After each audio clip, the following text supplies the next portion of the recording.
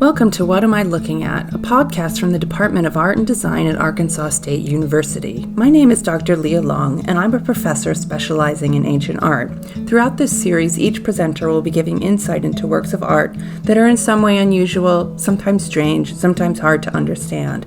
I hope you enjoyed today's exploration of the visual on your radio. One of the most enigmatic sculptures from antiquity can be found in the Palazzo Massimo in Rome. The Sleeping Hermaphrodite, which is a Roman copy of a Greek original dating to the 2nd century BC, depicts a woman lying on a pillowy bed, hiding something very unexpected. Approaching the sculpture from the rear, you see what you believe from all indications is an alluring woman, perhaps Venus, sleeping restlessly in a long, twisting spiral posture.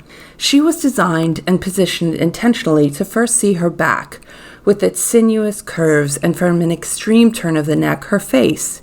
But go around the front of the body and, surprise, it's a man with female and male genitalia.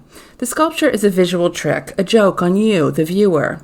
Hermaphrodite was the male son of Hermes and Aphrodite, and was a handsome young boy. After he repulsed the advances of a nymph in her pool, he was transformed into a double-sexed hermaphrodite.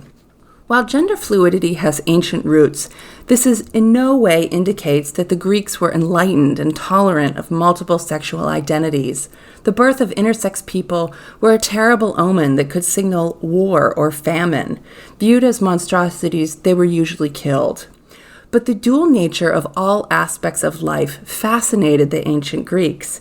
Man versus woman, good versus evil, life versus death, and these topics were endlessly explored in Greek religion, myth, literature, and art. So perhaps the sculpture was a more serious expression of Plato's philosophical idea that the nature of man and woman were one and the same, with male and female sharing the same psyche. More likely, these sculptures informed a debate on sexuality, about who or what was better as an object of male desire. In Greek society, homosexuality was widespread, most commonly between adult men and young teenage boys. Heterosexual marriages were similarly age-structured, with men in their 30s commonly taking wives in their early teens. The Sleeping Hermaphrodite embodies the choice between woman or boy by engaging in a part serious, part playful exploration of views on sexuality.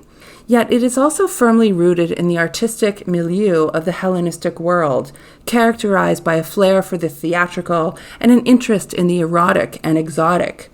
At least 9 copies have survived of these types of sculptures, but presumably there were more.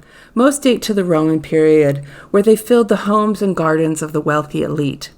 The Romans saw them as amusements, and they served as markers of the owner's good taste and style. What Am I Looking At is provided by KASU in collaboration with the Department of Art and Design at Arkansas State. Stay tuned next week for another look at art over your airwaves.